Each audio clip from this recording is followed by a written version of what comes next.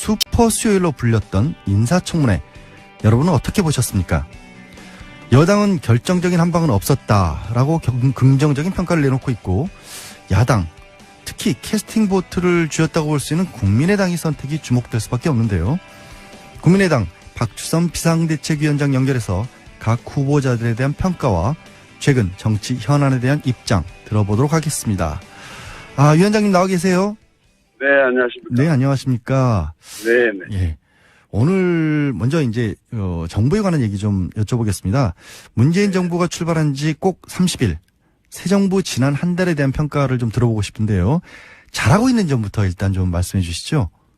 일단 권력을 행사하는 대통령이 좀 국민에게 군림하지 않고 예. 타격을 하면서 예. 소통하려고 하는 모습, 예. 참 겸손한 권력 운영이다 하는 점에서는 좀 높게 평가를 합니다. 예. 그렇지만 우선 인사청문과 관련해서라도 인사 배제 5대 원칙을 대통령 스스로가 제안을 하고 선거 공약을 했고, 예. 이건 반드시 지키겠다고 약속을 했고, 또 취임사에서 만일에 잘못이 있으면 잘못했다고 국민께 사과하겠다고 약속을 했는데, 예. 우선 인사 검증을 검증 기간이 짧아서 이런 문제가 생겼다고는 할 수는 있습니다만, 그러나 이런 인사 5대 배제 원칙 스스로 제안한 그 기준에 어긋난 인사를 국회에 청문 요청을 한다는 것은 스스로 약속을 뒤엎는 것이고, 인사는 만사라고 하는 국민이 정말로 공정하고 투명하고 규감이 되는 그런 공직 후보자를 내세워줄 줄 알았더니 예. 그걸 좀 빗나가기 너무 좀 실망이 크다. 그리고 또 이런 문제가 있는 인사에 대해서는 대통령께서 선 조치를 하고 국민에게 사과하면서 양해를 구해야 되는데 예. 전혀 문제가 없다. 그리고 국회에서 청문을 해가지고 의혹이 제기되고 그것을 규명해서 문제를 삼겠다 하면 그건 국정 발목을 잡는 거고 인사를 정치화시킨다 하고 모든 비난을 국회에다가 좀 전환을 시키고 있어가지고 국민들이 아마 이해하시기가 어려우리라, 동의하시기가 어려우리라 저는 그렇게 생각합니다. 일단 비대위원장님께서는 이제 전반적인 총론을 그렇게 보셨고 문재인 대통령이 국회로 공을 넘기는 게 아니냐라는 그런 지적을 해주신 걸로 제가 이해를 하고요. 네. 그럼 좀 하나씩 구체적으로 좀 들어가 보겠습니다. 지금 국회에서는 외교통일위원회 소속이시라서 강경화 외교부 장관 후보자에 대해서 거의 어제 14시간 정도 됐는데 그 자리에 계셨잖아요. 전반적인 어떤 총평부터 먼저 좀 한마디 해주실까요? 우선 비고시 출신 여성이라는 측면에서 신선감이 있고 유엔의 국제 무대에서 다자애교에 상당히 경륜을 가지고 있는 분이라고 그래서 굉장히 기대를 했습니다만 예. 저희 우리나라를 둘러싸고 있는 북한 핵 문제, 그다음에 미국과 중국의 견제와 서로 갈등 관계에 있는 이 틈바구니 속에서의 한국 외교 방향, 예. 그리고 사드를 둘러싼 한미 동맹의 손상 우려, 또 중국의 사드와 관련된 경제 보복 이런 것 등에 대해서는 전혀 해법을 제시하지를 못했다고 저는 그렇게 평가를 합니다. 예. 그런 점에서 국제 기구에서 역할은 어느 정도 평가를 받는다 할지 몰라도 예. 대한민국의 현실 외교 상황에서 특출한 능력을 가졌다고 평가하기는 아직 이르다.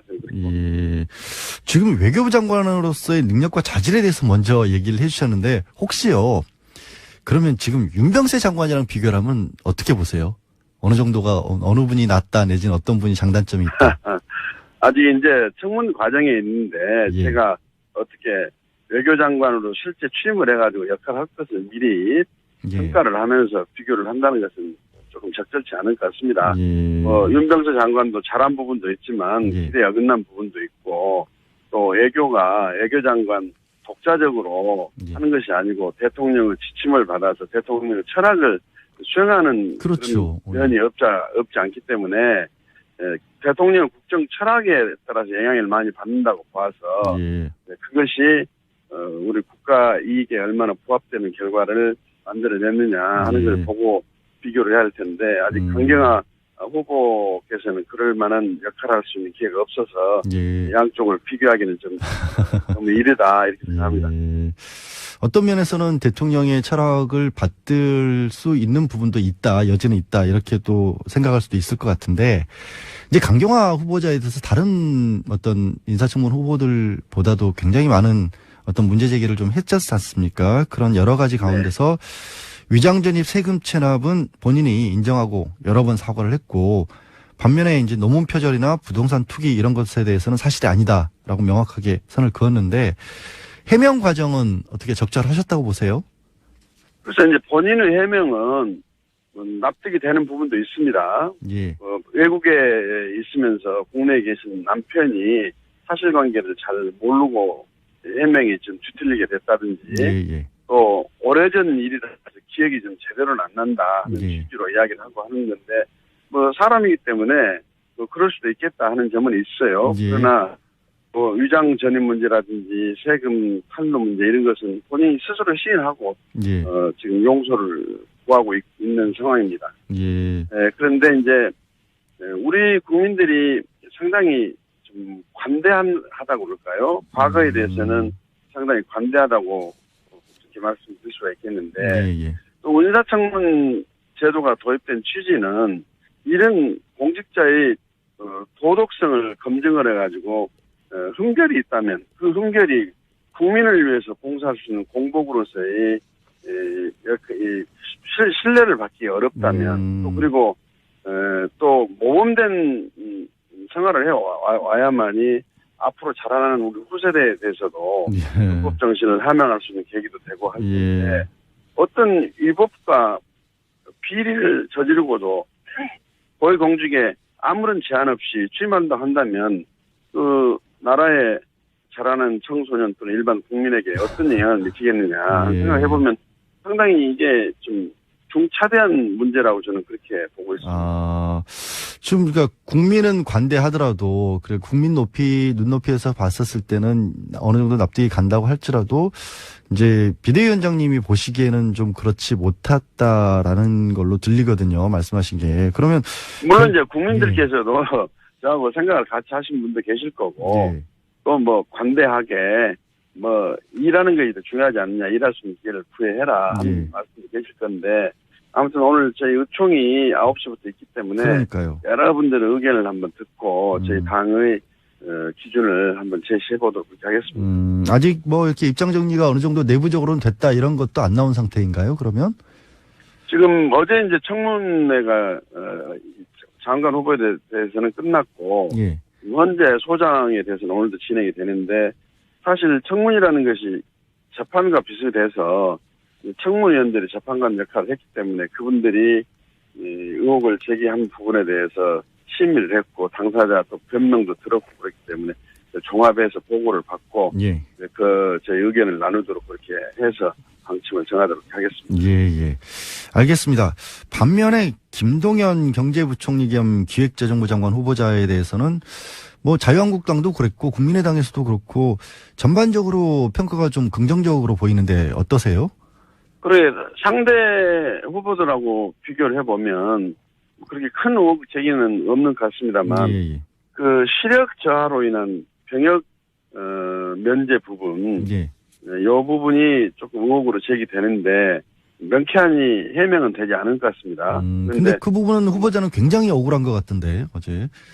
글쎄 이제 우리 청문위원들 보고를 들어보면 그 부분에 대해서도 저희들이 합리적인 판단을 할 수 있을 것으로 이렇게 기대를 합니다. 일단은 의원총회를 통해서 이렇게 좀 얘기를 들어보겠다. 아직은 이제 입장 정리를 정확히 안 하셨다라고 보이는데 오늘 의총에서 그러니까 김상조 공정거래위원장 후보자도 결정을 하시는 거죠, 거기서?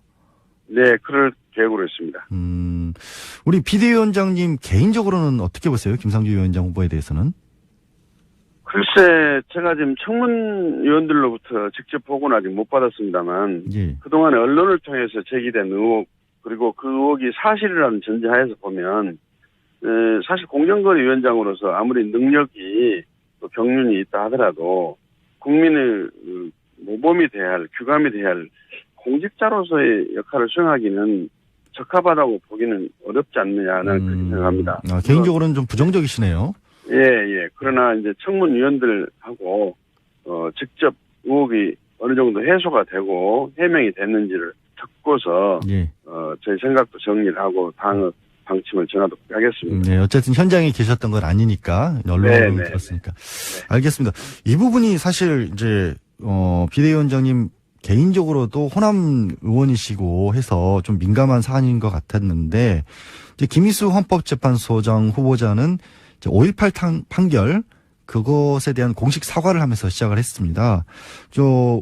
비대위원장님께서도 이제 검찰 출신이시고 법에 대해서 잘 아시니까 당시에 김희수 소장 후보자가 그때는 군판사였고 뭐 실정법의 한계를 넘기도 어려웠다 이런 해명에 대해서는 어떻게 들으셨는지요?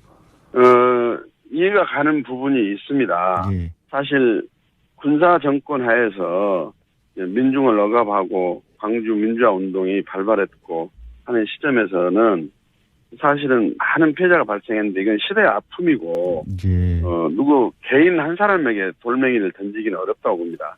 우리 광주 5.18 단체에서도 성명을 내고 예. 광주에 진압군 부대로 온 계엄군 모두에게 책임을 물을 수 없는 것처럼 그렇죠. 예. 군 판사 또 젊은 법무사에 불과했던 그분 한 사람에게 큰 책임을 묻기는 어렵지 않느냐 뭐 예. 이런 취지의 의견도 제시를 하고 있거든요. 예. 그래서 그런 것도 참작해야 되겠고 예. 또 하나는 이미 이분은 헌법재판관으로서 근무를 하고 있습니다. 그렇죠. 헌법재판관으로 청문도 받았습니다. 예. 그렇게 해서 이제 재판관이 됐는데 사실 현재 소장이라고 해서 헌법을 해석하거나 또 헌법재판하는 경우에 일반 재판관보다도 우월적 지위나 권한이 있는 건 아니거든요. 헌법만 다루는 뿐이죠. 특화된 것 뿐이죠. 예. 네네. 그런데 이런 문제가 의혹으로 제기돼가지고 이런 의혹들 때문에 현재 소장은 못한다고 한다면 현재 재판관도 해서는 안 되죠. 그렇죠. 사실은 그 동일한 기준이 네. 어떻게 보면 적용이 돼야 될 수도 있다라는 것도 있고. 그런 측면도 한번 감안할 필요가 있지 않겠는가 이렇게 생각합니다. 예. 말씀하시는 걸로 들어보면은 사실 김희수 후보자는 이제 다른 분들과 달리 오늘 한 번 더 청문회도 하고 또 국회 인준도 거쳐야 하지 않습니까? 지난번 이낙연 총리처럼. 말씀하시는 걸로 비춰보면은 청문회 통과가 좀 가능할 것 같이 그렇게 들리네요. 그렇게 보시는 건가요? 이제 그건 여기는 이제 청문회 청문 보고서가 채택되고 가는 것이 문제가 아니라 우리 전 국회의원들의 임명 동의 절차를 받아야 되기 때문에 그러니까요. 이제 개개인들이 어떻게 이제 판단하느냐에 따라서 표결 결과가 달라질 나올 수 있겠죠. 예, 알겠습니다. 지금 말씀해 주신 것처럼 이제 특히 표결이 필요한 사안도 있고 또 어쨌든 청문 보고서만 채택하는 사안에 있어서도 국민의당이 참 캐스팅 보터 역할을 맡게 되셨지 않습니까? 지금 상황이. 예. 네. 그런 것에 대해서 뭐 각 후보자들에 대해서 아니면 전반적으로 어떤 국민의당이 입장을 정하는 기준이 뭐 딱히 있을 수 있을까요? 글쎄 이제 같은 죄명에 같은 실정법 위반이나 비리다 할지라도 내용은 천차만별 아니겠습니까? 예. 그래서 어떤 사안은 검찰에서 용서를 하는 기소유예 처분을 하고 어떤 사안은 같은 죄명이라도 구속해서 실형 선고를 하고 하는 것처럼 사안마다 각 후보자들마다 그 비행이나 또는 실정법 위반에 대한 변명도 다를 것이고 평가도 다를 것이라고 보여집니다. 그래서 우리가 지금 입체적으로 많은 사람들 의견을 종합해 가면서 평가를 내리도록 그렇게 해야 된다. 저는 그렇게 생각하고 있거든요.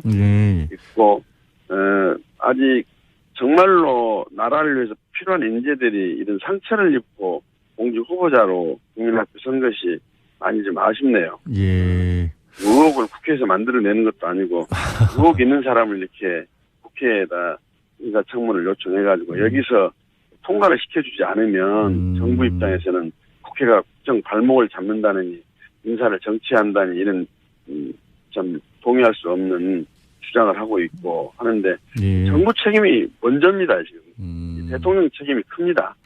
근데 또 이 나오는 의혹들 중에서 일부분은 뭐 언론에서 좀 너무 속단해서 제기했던 것들도 있고 해명 과정을 보면 있죠.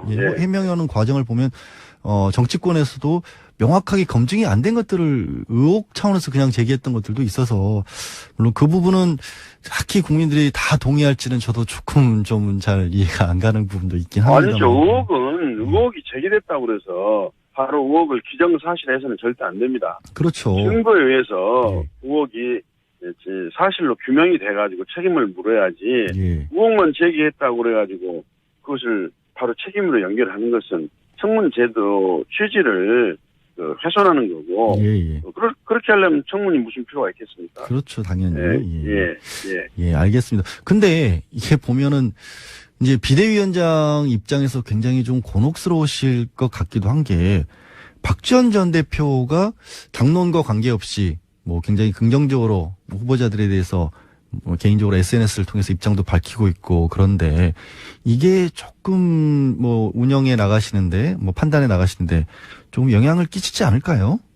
그래서 국회의원이 뭐 자기 자유스러운 의사를 표출하고 표현하는 것은 자유이긴 하지만 청문 절차가 시작도 되기 전에 또 청문이 마무리도 되기 전에 제기된 의혹들을 어떻게 규명이 됐다고 판단해가지고 그런 주장을 하시는 건지 좀 섣부른 면이 좀 있다고 봅니다. 그리고 그런 주장은 당내 의견을 모으는 과정에서 본인이 필요한 과정을 거치는 것이 더 낫지 않겠느냐. 이래가지고 만일에 본인이 주장한 대로 이게 이제 당의 방침이 정해지게 되면 뭐 특정 정치인이 어떤 당을 좌지우지한 것처럼 비춰져가지고 국민의당의 처한 현실에 대해서 이건 지도부 역할은 뭐냐 이래가지고 국민의당이 뭐 제대로 설 수 있겠느냐 이런 비난도 또는 비판도 제기될 수 있다고 그래서 바람직한 방향은 아니지 않는가 저는 그렇게 개인적으로 생각합니다. 좀 많이 서운하신 것 같네요, 사실. 아니 뭐 서운하다기보다는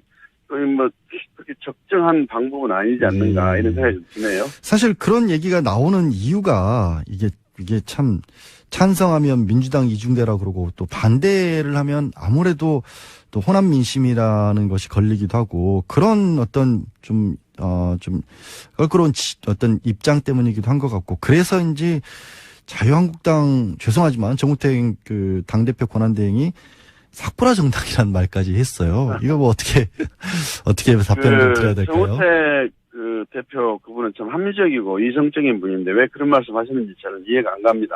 예. 그러나 본인이 사과를 하셔야 돼요. 예. 왜냐하면 적폐와 국정농단에 깊이 관여했던 자유한국당 책임을 면할 수가 없는데 지금 성찰과 반성은커녕 본인들이 지금도 집권 다수 여당의 꿈에 지금 깨어나지를 못하고 있습니다. 본인들이 주장하고 본인들이 제시하는 잣대는 항상 옳고 여기에 동의하거나 함께해 주지 않으면은 삭불하고 오락가락 정당이고 갈팡질팡한 정당이고 여당은 이중되고 이런 비판이 과연 국민이 동의하겠습니까? 이건 정치 도리와 예의에도 안 맞을 뿐만 아니라 협치의 근간을 무너뜨리는 발상이기 때문에 저로서는 도저히 이해할 수가 없고 강력한 사과를 요구하지 않을 수가 없습니다. 또 그리고 지금 잘 아시다시피 현재 국회 구도가 여당은 아무런 역할을 할 수가 없습니다. 다시 말하면 여소야대 가지고는 국회 운영을 할 수가 없어요. 그러면 야당이 여당을 무조건 여당이 주장하는 것을 반대만 하고 정부 정책에 대해서는 동의를 해주지 않는다면은 국회 무용론 아닙니까? 국회 무슨 필요가 있습니까? 또 식물국회 되는 거죠.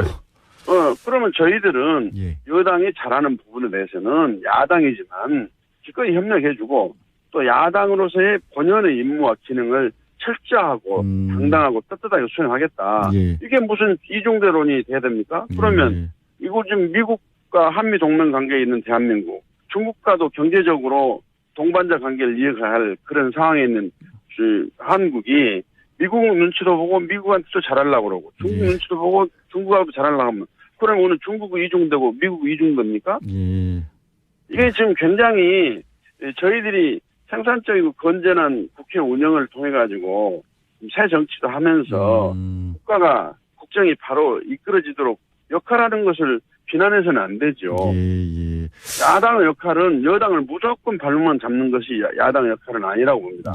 야당이 바르게 가게 해주고 바르게 간다면 도와주는 역할도 책임도 사명도 야당에게 있다고 저는 생각합니다. 그런 사명을 하시기 위해서라도 지금 어쨌든 비대위원장 아니십니까? 좀 전당대에 있어야 되고, 그러니까 비상대책이라는 말이 쓰일 만큼 당을 좀 추슬려야 하는 그런 상황이잖아요. 그 위원장으로서 어떤 부분에 좀 중점을 둔다라고 하실 만한 게 있을까요? 우선 저희들은 대선 패배 이후에 당이 여러 가지로 사기도 떨어져 있고 자신감도 많이 예. 저하가 돼 있고 그래서 무엇보다도 당의 결속과 단합이 중요하고 그다음에 예. 대선 평가를 아주 엄정히 성역 없이 신랄하게 해가지고 그 결과를 혁신으로 연결시켜서 예. 당을 바로 고쳐 세워야 된다. 아. 그렇게 생각하고 있고 예, 예. 이런 작업은 가능한 빨리 매듭을 짓고 예. 정상적인 체제로 가도록 하는 것이 맞다. 저는 그런 생각을 예. 하고 있고 예. 또 하나는 당의 지지율과 관련해서 여러 가지 말씀들이 계십니다만은 당의 지지율이 지금 바닥을 치고 있는데 예, 예. 이 지지율 바닥을 두려워해가지고 저희들이 해야 될 일을 하지 못하면서 여론의 눈치만 살피는 것은 당당한 야당이나 또 정치인의 자세가 아니라고 생각합니다. 예, 예. 저희들은 예. 이제 저희들이 국민의당이 국민의 지지를 다시 모은다 한다면 아까 대선 평가를 제대로 하고 거기에 따른 혁신을 하고 예. 국회에서 제대로 된 협치를 주도해 나가는 모습으로 국민 앞에 다가서면 국민을 예. 평가해 주시라 이렇게 믿습니다. 예, 알겠습니다. 그럼 가능한 빨리 한다고 하셨는데 그럼 전당대회 언제 하시겠습니까? 이게 대선 평가위원회의 결과 그다음에 혁신위원회의 혁신안 또 진척 상황을 봐가면서 되도록 빠른 시일 내에 전당대회가 될 수 있도록 노력하겠습니다. 예, 알겠습니다. 오늘 말씀은 여기까지 듣겠습니다. 예, 고맙습니다. 네, 감사합니다. 지금까지 국민의당 박주선 비대위원장이었습니다.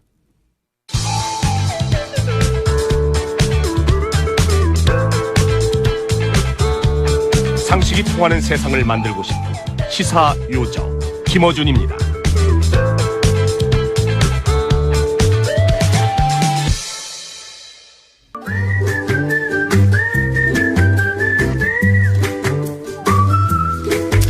정말 중요한 얘기죠. 우리가 사는 공간에 관한 좋은 말씀들 들려주고 계시는 도시건축가 김진애 박사님 오셨습니다. 안녕하세요. 네, 안녕하세요. 예. 네. 아, 정말. 여기가 너무 허전합니다. 아무것도 없습니다. 명패도 없고요. 공장장 명패도 없고요. 저기 휘장도 없어지고요. 이렇게 썰렁할 수가 없습니다. 아니, 진짜. 말씀 이럴 수가 잘해주시는 없어, 게 정말. 제가 이거를 뭐 가져갈 것도 아니고 언제 뭐 아니, 공장장 제가 하겠다고 한 것도 아니고 김어준 공장장님의 트라우마가 워낙 심각해서. 아니 자기 놀러 가는데 그 자리 일주일 메워주는데 그거 뺏을까봐 명패 치우고 휘장 치우고 가는 사람이 어디 있습니까 세상에. 글쎄 말이죠. 그거 제가 가져가겠습니까? 이렇게 쫀쫀하십니다. 그러니까요. 아유 또 근데 박사님 그걸 또 알아보시고 날카롭게 지적해 주시고 고맙습니다. 제가 사실 제 얘기라서 말 못하고 있었는데 아 이게 오늘 질문 드릴 게 다른 게 아니고 이상하게 국토교통부 장관이 여성으로 더불어민주당 김현미 의원이 내정이 됐는데 처음이라면서요. 그게 왜 이상하게라고 앞에다가 그거 왜 앞에 아니 제가 이상하게라는 말을. 거는 아니 그거 왜 기분 나빠지는데 처음부터. 아니 제가 이상하게를 붙인 이유는 왜 처음인지를 저는 이해를 못 하겠는 거예요. 왜 처음인지가 이해가 안 된다. 예, 그게 이상한 거예요. 그게 그건 확실히 이상한 겁니다. 그쵸. 그건 이상한 거예요. 예. 저기 통상적으로 국토부에 대한 인상이 어떠세요, 보통?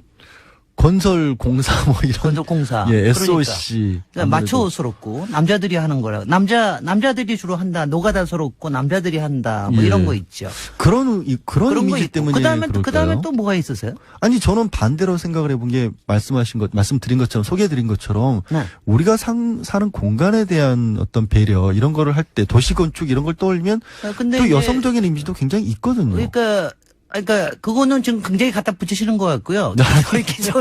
기존에 이제 예. 우리가 국토교통부로 이름을 바꾼 것도 이명박 정부 때입니다. 그 전에는 건설교통부, 건교부, 예. 건설교통부 이렇게 해가지고 얘기를 했죠. 그런데 이제 통상적으로 이 건설교통부라는 게 이제 세 개의 기능이 있어요. 하나는 이제 물론 경제적인 거죠. 거기에 이제 건설 산업도 들어가고 뭐 기술적인 거 들어가고 그런 게 있고, 그다음에 이제 환경적인 게 있고, 또 하나가 복지적인 게 있습니다. 예. 주택 복지, 주거 복지, 예. 생활 복지 뭐 이런 거에 관련된. 근데 이제 그동안 쭉 해온 거는 사실은 주로 경제 산업 쪽이 좀 많죠. 그래가지고 특히 이제 이명박 정부 이후로는 이제 뭐 거의 뭐 삽질을 붙여 그리고 워낙부터가 예. 여기가 좀 불도저스럽다. 뭐 이런 도로 얘기가 뚫고 좀 막 산 있고요. 깎고 이런 산 거. 깎고 뭐 예. 이런 거 하고 그다음에 남성들이 주로 하는 거다라는 거고 그다음에 이제 또 하나가 사실은 굉장히 이건 나쁜 이미지가 뭐냐면은 저는 이제 정말 이제 요번에 김현미 여성 장관이 생기시면 이건 정말 바꿔주셨으면 좋겠는데 예. 국토부는 정말로 존경을 요만큼도 받는 부처가 아니에요. 정말. 아, 존경받는 부처가 아니라. 네. 아니, 물론 이제 우리가 정부 부처 다 존경하지는 않습니다만은 그래도 예. 어느 점에서는 존경하는 부분이 있거든요. 예. 가령 환경부는 뭐라든가, 여성부. 보건복지부는 뭐라든가, 여성부는 뭐라든가, 예. 통일부는 뭐라든가. 근데 이제 국토교통부는 그게 없어요. 그렇네요. 정말 왜냐하면 제가 이 분야에서 제일 속상한 게 그겁니다. 그러니까 이게 이렇게 중요한 거에도 이렇게 존중을 받지 않은 이건 국토교통부에서 굉장히 이건 신경을 써야 되는 일이에요. 근데 이게 뭐냐면은 왜 존경을 못 받느냐? 왜 그럴까요, 진짜? 왜 존경을 못 받느냐? 맨날 이거 뭐 이런 표현 이거 뭐라 그러니까 정권 따까리만 해주기 때문에 그렇습니다. 처음은. 왜냐하면 이게요. 예. 왜냐하면 이거 따까리가 우리말로 뭐라 그래요? 표현을. 정권의 뭐 하수인? 하수인 예, 왜냐하면 이게 말이죠. 자기네들의 중심을 잡는 게 아니라 하수인 역할만 하는 경우가 많아. 그런 사대강이나 파고. 그런 사람은 우리가 존경할 수가 없죠. 그다음에 두 번째는 예. 토건 마피아들한테 잡혀 있다고 생각을 합니다. 다들. 그러니까 부패. 국토부는 예. 뭐 비읍자 돌림병이라고 하는 부정부패 부실비리 뭐 이거의 온상이다. 그러니까 그러니까 게 좀 있어요. 이게 뭐냐면 토건 마피아 잡혀서 맨날 있는 사람들만 봐준다. 뭐 없는 사람들 봐주는 건 조금 주택복지 조금 해주고 뭐 임대바우처 조금 해주고 나머지는 맨날 있는 사람들 편만 든다. 사실 이 이미지가 굉장히 강합니다. 그러니까 우리나라가 어떻게 보면은 7, 80년대 성장을 할 때도 주도를 할 때 건교부가 있었고 건설부가 그렇죠. 있었고 뭐 도로 뚫고 다리 할고 이런 것 굉장히 다 좋은데 그 과정에서 늘 뒤로 또 많이 뒷돈을 드셨죠. 네. 그래서 예. 사실은 건설 산업이라는 게 우리 예전에는 우리나라 전체 산업의 한 3분의 1을 어마어마했죠. 차지했어요. 지금은 이제 어마어마했죠. 12% 아직도 뭐 좀 많은 편입니다만은 더 줄어들어. 그러니까 건설 산업계도 그걸 알아야 되는데 예. 좀 더 줄어들어야 되는데 그래서 국토부는 뭐라고 생각을 하냐면요 민원부서예요. 그리고 공룡인데 민원부서야. 근데 민원이 무슨 민원이냐? 생활민원 같은 건 안 들어줘요. 다 이권민원. 내가 공사 그래가지고. 따게 해달라. 그러니까 근데 하다못해 정부에서도 그러고 예. 하다못해 국회에서도 국회의원들도 그렇고, 국회의원들도 그렇고 지자체도 우리 그렇고. 지역 민원 어떻게든지 그러니까 이게 뭐냐면요 제가 표현을 하는 거는 종이 공룡이에요. 엄청난 공룡이에요. 이게 아니면 뭐 저기 예산도 뭐 두 번째가 세 번째로 그렇죠. 많은데 재경부 다음으로 많은데 그래도 하여튼간 누구도 무서워하지 않은 공룡. 그러니까 이게 무서워한다는 뜻이 뭐냐? 뭔가 존경하는 게 좀 있어야지. 그러니까 니네들이 해야 되는 뭔가가 있어야 된다. 예. 이게 좀 있어야 사람들이. 예. 그러니까 사람들도 다 후져져요. 자꾸. 아니 이거 왜냐하면 아니 국토부에서 이거 들으면 굉장히 뭐 좋은- 제가 이런 소리 하는 거 한두 번이 아니기 때문에 아, 다들 그래요? 알아요. 상처받을 것 같은데. 아니. 근데 그러니까 자꾸 이렇게 후져지는 이미지가 있습니다. 왜냐하면 그거를 회복을 해야 되는 게 있는데. 예. 아니 그거를 정말 제대로 해야 됩니다. 그거를 근데 해결하는데 여성 장관이 들어서면 해결이 아니 될까요? 뭐 여성 장관이 들어선다고 해결이 되지는 않지만 여성 장관이 예. 좀 더 의식이 있고 의지가 있고 예. 뭐 이렇겠지요. 근데 이제 특히 여성화가 그러니까 제가 지금 얘기하는 게 아까 얘기하시는 우리 사는 공간으로서 네. 또 우리 삶의 복지를 통하는 이런 것들이 다 여성적인 시각 아니에요. 예. 그러니까 이제 여성 수장이 있으면 아무래도 조금 더 중점이 좀 그쪽으로 가지요. 그래서 저는 이제 확실히 여성적인 관점이 그러니까 섬세하고 치밀하고 예. 그리고 정교하고 예. 하여튼 정말 이게 막 무대뽀로 하지 말고 좀 정교하고 예. 세심하게 예. 그리고 이왕이면 좀 우아하고 아름답게도 들어갔으면 좋겠고요. 예. 그다음에 이제 그런데도 여성화라는 말을 특별히 써야 되는 거는요. 국토부가요, 정말 남성 부서가 이럴 수가 없어요, 정말. 왜냐면 딴 부처에 비해서 훨씬 작아요. 그러니까 여기가 예. 전체 그 과장 이상급이 226명인데 그 중에 과장급 이상적인 몇 명이나 있을 것 같아요. 여성이요? 여성이. 그래도 한 5, 60명은 그거 봐요. 10손가락이 안 돼. 예? 과장이 8명이고, 예. 과장은 7명이고, 국장 하나야. 참 200명이 기가 막히죠. 넘는데요? 예, 과장급 이상이 그런데. 그러니까 이럴 정도로 끔찍한 데예요. 아니 저는 사실 50명 말씀드리면서도 아니 물론 저도 뭐 이건 압니다.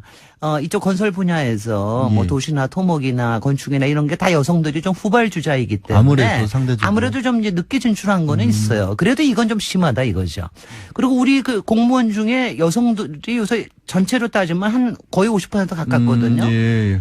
국토부는 몇 퍼센트일 것 같으세요? 18%밖에 안 돼요. 18%? 밖에 안 돼. 거기다가 공공기관이 또 많아. 이게 교통부가 공룡인, 국토교통부가 공룡인 게 예. 산하기관들이 많아서 이렇게 또 공룡들이 많거든요. 그런데 여기에도 여성들이 16%밖에 안 돼요. 딴 데하고는 비교를 할 수가 없어요. 이것도 행정원들 다 패서입니다. 그리고 관리자는 관리자급, 그러니까 국장급 이상, 본부장급 이상은 1.6%밖에 안 돼요. 1.6%요? 그러니까 하여튼 간에 니네들 해도 너무했다. 뭐 이런 생각이 굉장히 들고요. 그리고 국토교통부가 이렇게 된 이유는 뭐냐면은 예. 솔직히 전문성을 굉장히 항상 폄하를 좀 합니다. 그리고 항상 재경부 예전에는 기획예산처나 뭐 재정부나 경제기획원의 하수 부처로 생각을 해요. 항상 니네들은 우리 시키는 대로 그냥 해. 돈은 위에서 지고 있고 그리고 밑에서 공사만 하고. 부동산에 관련된 정책 같은 것도 우리가 하면은 그것대로 따라서 해. 그래서 이런 아까 것들이 이제 좀 있습니다. 근데 그런 거 예. 따라가는 거 여자들보다 남자들이 더 잘 따라해요. 아니 또 남자들을 그렇게 또 아니 목줄이 걸려 있으니까. 대놓고 그렇게. 아니 근데 아니 근데 지금 제가 얘기하는 거는 그 동안에 이렇게 그러니까 국토부가 자존감이라는 게 없는 부처가 되어 버렸다. 스스로 내부적으로도 좀 그렇겠네요. 그리고 내부적으로 자존감을 내세울 만하게 자기네들이 할 수 있는 게 거기다가 이제 4대강 사업 같은 것도 해놨으니까. 예, 걸렸으니까. 더군다나 할 말이 없겠네. 정말 뭐 아무것도 할 말이 없는 거죠. 그러니까 자존감이 굉장히 떨어져 있습니다. 그래서 저는 제가 비판을 하면서도 예. 또 저도 팔이 안으로 굽으니까 좀 자존감 좀 세워다오. 그리고 자존감을 좀 세우는데 이번 문재인 정부 신임 장관이 좀 역할을 해주면 좋겠다 그런 생각을 좀 합니다. 아닌 게 아니라 이해가 되시죠? 예, 약간 상황이 이거. 듣고 보니까 좀 되게 좀 황당하긴 네. 하네요. 네. 저는 건축 그러면 건축학개론의 수지만 떠올라서 그거는 건축가의 애인이었지 그 사람이 건축을 하지는 않았어요. 그렇죠. 예. 이럴 죄송합니다. 제가 이렇게 또 건축에 무지하다 보니까 그래서 그런지 이제 트위터에 이렇게 남기셨어요. 똑똑똑순이 국토 김현미 네. 장정의 건축을 이렇게 응원을 해주셨는데 김현미 내전자 김현미원 똑순이죠. 똑순이 어떻게 평가를 땅다고 있죠. 아 그래요? 잘 하실 것 같아요. 저는요. 예. 이번에 김현미 의원 내정되고 난 다음에 굉장히 이제 여러 얘기들이 다 있는데. 뭐 전문성이 부족하다는 말이 많이 나와요. 전문성은 자기네들이 전문성 없는 사람들 맨날 내려놔고 무슨 이제 와서 전문성 따지고 앉았어 정말. 맨날 전문성 없는 거는요. 맨날 그 경제부처에서 지금 현직 장관도 예. 저기 재정부 출신이고요. 예. 맨날 그쪽 경제부처에서 자기네들 사람들 뭐 해소하는 거로 썼으니까 그렇지. 여태까지 전문가 출신 하나라도 있는지 나와봐. 맨날 세금 출신, 경제 출신 맨날 그런 사람들만 앉혀놓고 이제 와서 뭘 따지는 거야. 근데 우리 김현미 의원님은요. 예. 뭐 제가 전문성 가지고 따지진 않겠습니다. 근데 일단은 굉장히 핵심 파악 능력이 있고, 그 다음에는 똑부러지고, 그리고 되게 무섭습니다. 무서워요. 국토부. 박사님만큼 무서운가요? 나보단 좀 덜 무서워. 굉장히 똑순이라서, 저는 굉장히, 그리고 그런가 하면 어떤 무서운 여자 안 해도 여성다움이라는 게 있습니다. 김현미 의원도 굉장히 그리고 특히 이제 복지나 환경에 관심이 많고 저는 오히려 항상 원내를 돌아가면서 이렇게 제가 원내에 있을 땐 원내에 계시고 뭐 원내에 계시면 제가 원내에 있고 그러면서 여러 가지 저기에서 마주쳐 봤는데 핵심을 잘 파악을 하시는 분이에요. 그래서 국토부 내에서 잘못 보고하거나 뭐 밖으로 돌리려고 그러거나 길들이게 하면 민원 이상한 민원성이나 뭐 처리하게 하거나 이러면 큰일 날 겁니다. 그래요. 국토부 내 반발을 충분히 진압할 수 있을 거다. 그리고요. 국토부에서 여성들 뭐 한다고 그래가지고 이것저것 말들이 많아서 제가 국토부에 있는 사람한테 물어봤어요. 그래 분위기가 어때? 그래서 거기 여성 하면 그거 되겠어? 그랬더니 딱 하는 말이 뭔지 아세요? 뭐라고? 적응합니다. 그렇죠. 공무원분들의 놀라운 적응력이 있으니까. 다 적응합니다. 그래서 적응 잘해요. 아. 적응 잘하고 그리고 예. 저는 제가 이러다 보니까 혹시 국토부 사람들 너무 폄하하는 거 아니야 그래서 근데 공무원들 부처마다 약간 수준들이 있거든요. 아, 그럼요. 다 있는데 대한민국의 공무원들 국토부는 전체 수준 중에서 조금 높은 수준에 속해요. 예. 저는 그렇게 판단. 다만 그러니까 너무 시키는 것만 하려고 그러는 게 이게 문제. 좀 너무 수동적인 문제다. 항상 자세였기 때문에 문제지. 그게 문제지. 역량 자체는 있다라는 거죠. 글쎄요. 키워주면. 그러니까 저는 그래서 그런 부분에서 그런 부분이 좀 김현민 내정자가 잘할 김현민 내정자가 좀 내부도 잘 저기도 하고 지금 그러면 좋겠어요. 다른 것보다 우리가 국토부 하면 이제 결국 집값이잖아요. 네. 잘 어려워하는 게 그런 거를 해결하는데도 좀 역량을 충분히 발휘하실 수 있다. 뭐 이거는요. 예. 저는 좀 예측을 좀 그렇게 좀 하는데 네. 국토교통부라는 말 자체가 언젠가는 꼭 없어질 말입니다. 사실은 이제 저희가 뭐 통일이 되거나 그러지 않는 한은 사실은 미국 같은 경우에는 국토개발부라는 게 없거든요. 국토안보부는 있죠. 아. 그리고 미국에는 있는 게 주택개발, 도시개발성이에요. 아. 그러니까 그리고 교통이 따로 떨어져 있고 예. 그렇습니다. 그러니까 실제로 이제 우리가 한참 그야말로 뭐 조금 약간 후진스럽고 이럴 때는 국토개발이라고 성장이라고 하는 하는 게 게 필요하지만 우리가 이제는 저성장 시대에 도시화는 거의 95%가 돼 있는 그렇죠, 때거든요. 사실은. 이럴 때는 그리고 주택 문제는 굉장히 다른 방법으로 문제가 많아질 이럴 항상 때는 필요한 거니까. 우리도 아마 그런 쪽으로 훨씬 더 많이 무게 중심이 옮겨가야 될 수 있어서 예, 예. 누가 압니까? 우리도 예. 뭐 주택도시개발부가 될지 은퇴가 될지 그럴지도 모르죠. 우리 작가 제작진이요 굉장히 꼼꼼합니다. 정말 이걸 어떻게 찾아내는지 모르겠는데 2014년에 경향신문이 설문조사를 해서 국민이 뽑은 드림 내각팀을 누구냐고 뽑았을 때 국토교통부 장관 1순위를 김진애 박사님으로 뽑았거든요. 그게요. 2014년뿐이 아니라 굉장히 오랫동안 그래왔습니다.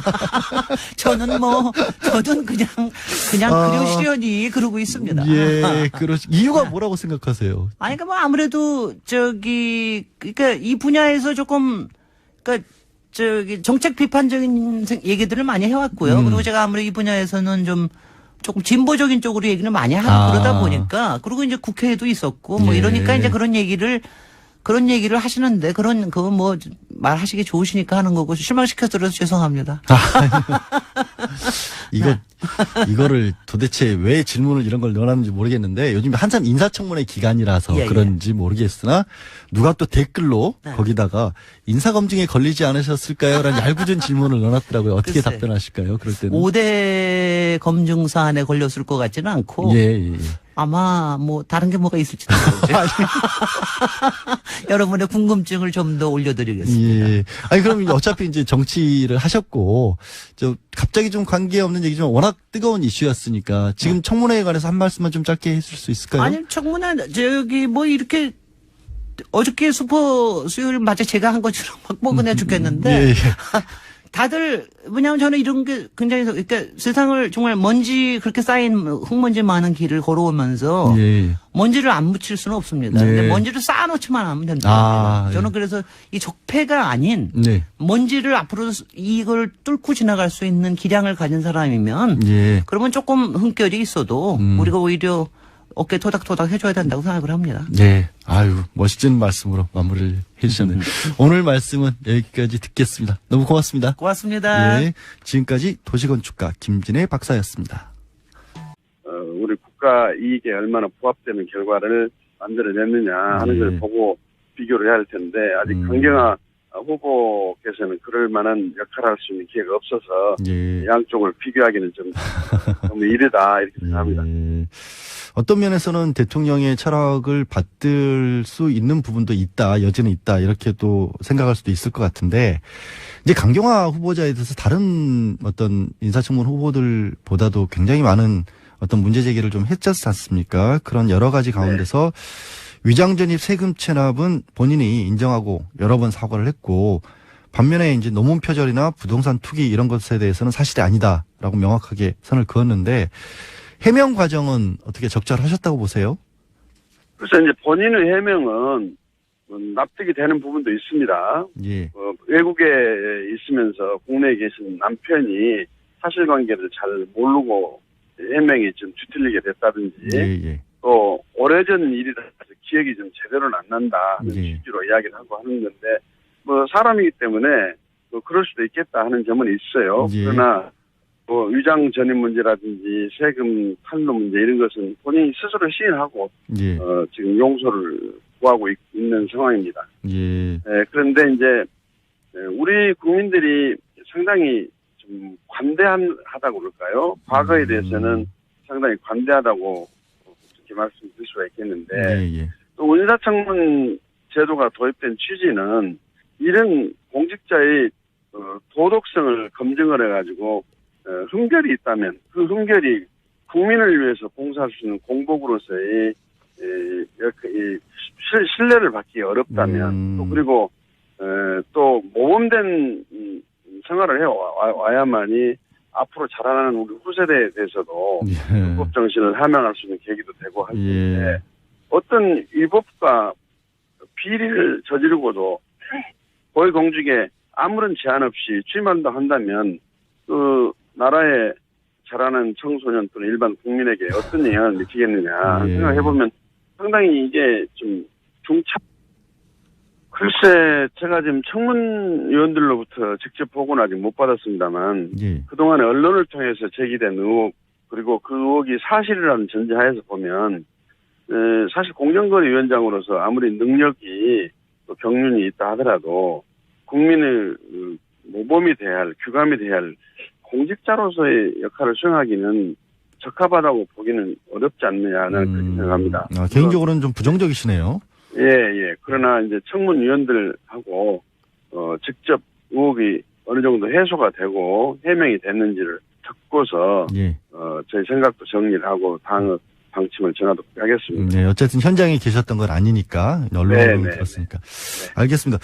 이 부분이 사실 이제 비대위원장님 개인적으로도 호남 의원이시고 해서 좀 민감한 사안인 것 같았는데 이제 김희수 헌법재판소장 후보자는 이제 5.18 판결 그것에 대한 공식 사과를 하면서 시작을 했습니다. 비대위원장님께서도 이제 검찰 출신이시고 법에 대해서 잘 아시니까 당시에 김희수 소장 후보자가 그때는 군판사였고 실정법의 한계를 넘기도 어려웠다 이런 해명에 대해서는 어떻게 들으셨는지요? 이해가 가는 부분이 있습니다. 사실 군사 정권 하에서 민중을 억압하고 광주 민주화 운동이 발발했고 하는 시점에서는 사실은 많은 피해자가 발생했는데 이건 시대의 아픔이고 누구 개인 한 사람에게 돌멩이를 던지기는 어렵다고 봅니다. 우리 광주 5.18 단체에서도 성명을 내고 광주에 진압군 부대로 온 계엄군 모두에게 책임을 물을 수 없는 것처럼 그렇죠.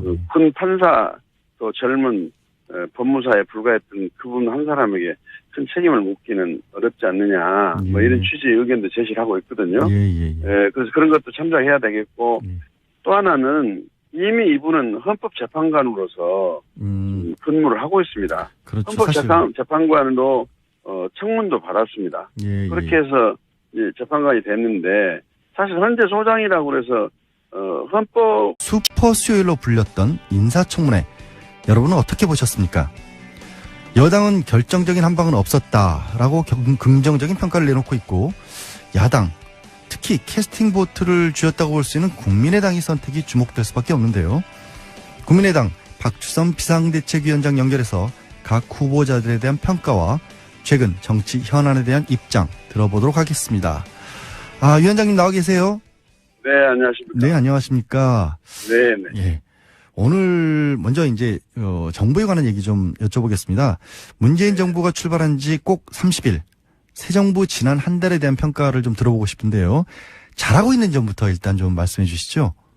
일단 권력을 행사하는 대통령이 좀 국민에게 군림하지 않고 타격을 하면서 소통하려고 하는 모습, 좀 겸손한 권력 운영이다 하는 점에서는 좀 높게 평가를 합니다. 그렇지만 우선 인사청문과 관련해서라도 인사 배제 5대 원칙을 대통령 스스로가 제안을 하고 선거 공약을 했고 예. 이건 반드시 지키겠다고 약속을 했고 또 취임사에서 만일에 잘못이 있으면 잘못했다고 국민께 사과하겠다고 약속을 했는데 예. 우선 인사 검증을 검증 기간이 짧아서 이런 문제가 생겼다고는 할 수는 있습니다만 그러나 이런 인사 5대 배제 원칙 스스로 제안한 그 기준에 어긋난 인사를 국회에 청문 요청을 한다는 것은 스스로 약속을 뒤엎는 것이고 인사는 만사라고 하는 국민이 정말로 공정하고 투명하고 규감이 되는 그런 공직 후보자를 내세워줄 줄 알았더니 예. 그걸 좀 빗나가기 너무 좀 실망이 크다. 그리고 또 이런 문제가 있는 인사에 대해서는 대통령께서 선 조치를 하고 국민에게 사과하면서 양해를 구해야 되는데 예. 전혀 문제가 없다. 그리고 국회에서 청문을 해가지고 의혹이 제기되고 그것을 규명해서 문제를 삼겠다 하면 그건 국정 발목을 잡는 거고 인사를 정치화시킨다 하고 모든 비난을 국회에다가 좀 전환을 시키고 있어가지고 국민들이 아마 이해하시기가 어려우리라. 동의하시기가 어려우리라 저는 그렇게 생각합니다. 일단 비대위원장님께서는 이제 전반적인 총론을 그렇게 보셨고 문재인 대통령이 국회로 공을 넘기는 게 아니냐라는 그런 지적을 해주신 걸로 제가 이해를 하고요. 네. 그럼 좀 하나씩 구체적으로 좀 들어가 보겠습니다. 지금 국회에서는 외교통일위원회 소속이시라서 강경화 외교부 장관 후보자에 대해서 거의 어제 14시간 정도 됐는데 그 자리에 계셨잖아요. 전반적인 어떤 총평부터 먼저 좀 한마디 해주실까요? 우선 비고시 출신 여성이라는 측면에서 신선감이 있고 유엔의 국제 무대에서 다자애교에 상당히 경륜을 가지고 있는 분이라고 그래서 굉장히 기대를 했습니다만 예. 저희 우리나라를 둘러싸고 있는 북한 핵 문제, 그다음에 미국과 중국의 견제와 서로 갈등 관계에 있는 이 틈바구니 속에서의 한국 외교 방향, 예. 그리고 사드를 둘러싼 한미 동맹의 손상 우려, 또 중국의 사드와 관련된 경제 보복 이런 것 등에 대해서는 전혀 해법을 제시하지를 못했다고 저는 그렇게 평가를 합니다. 예. 그런 점에서 국제 기구에서 역할은 어느 정도 평가를 받는다 할지 몰라도 예. 대한민국의 현실 외교 상황에서 특출한 능력을 가졌다고 평가하기는 아직 이르다. 저는 그렇게 봅니다. 예. 지금 외교부 장관으로서의 능력과 자질에 대해서 먼저 얘기를 해주셨는데 혹시요. 그러면 지금 윤병세 장관이랑 비교를 하면 어떻게 보세요? 어느 정도가 어느 분이 낫다 내지는 어떤 분이 장단점이 있다. 아직 이제 청문 과정에 있는데 예. 제가 어떻게 외교장관으로 실제 취임을 해가지고 역할을 할 것을 미리 예. 평가를 하면서 비교를 한다는 것은 조금 적절치 않을 것 같습니다. 예. 윤병세 장관도 잘한 부분도 있지만 예. 기대에 어긋난 부분도 있고 또 외교장관 독자적으로 예. 하는 것이 아니고 대통령의 지침을 받아서 대통령의 철학을 수행하는 그렇죠. 그런 면이 없지 않기 때문에 대통령 국정 철학에 따라서 영향을 많이 받는다고 봐서 예. 그것이 하대한 문제라고 저는 그렇게 보고 있습니다. 지금 그러니까 국민은 관대하더라도 그래 국민 눈높이에서 봤었을 때는 어느 정도 납득이 간다고 할지라도 이제 비대위원장님이 보시기에는 좀 그렇지 못했다라는 걸로 들리거든요. 말씀하신 게. 그러면 물론 이제 국민들께서도 저하고 생각을 같이 하신 분도 계실 거고 예. 또 뭐 관대하게 뭐 일하는 것이 더 중요하지 않느냐, 일할 수 있는 기회를 구해해라 하는 말씀도 계실 건데 아무튼 오늘 저희 의총이 9시부터 있기 때문에 그러니까요. 여러분들의 의견을 한번 듣고 저희 당의 기준을 한번 제시해 보도록 하겠습니다. 아직 뭐 이렇게 입장 정리가 어느 정도 내부적으로는 됐다 이런 것도 안 나온 상태인가요? 그러면? 지금 어제 이제 청문회가 장관 후보에 대해서는 끝났고 예. 현재 소장에 대해서는 오늘도 진행이 되는데 사실 청문이라는 것이 재판과 비슷해서 청문위원들이 재판관 역할을 했기 때문에 그분들이 의혹을 제기한 부분에 대해서 심의를 했고 당사자 또 변명도 들었고 그렇기 때문에 종합해서 보고를 받고 예.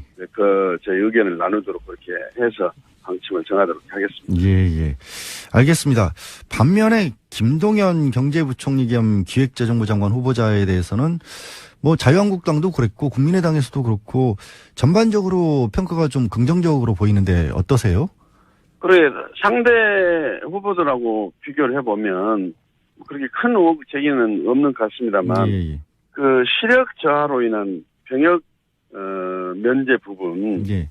이 부분이 조금 의혹으로 제기되는데, 명쾌하니 해명은 되지 않은 것 같습니다. 근데 그 부분은 후보자는 굉장히 억울한 것 같던데, 어제. 글쎄, 이제 오늘 청문위원들 보고를 들어보면, 예. 그 부분에 대해서도 저희들이 합리적인 판단을 할 수 있을 것으로 이렇게 기대를 합니다. 예, 일단은 의원총회를 통해서 이렇게 좀, 얘기를 들어보겠다. 아직은 이제 네네. 입장 정리를 정확히 안 하셨다라고 보이는데, 네네. 오늘 의총에서 그러니까 김상조 공정거래위원장 후보자도 결정을 하시는 거죠, 거기서? 네, 그럴 계획으로 있습니다. 우리 비대위원장님 개인적으로는 어떻게 보세요? 김상조 위원장 후보에 대해서는?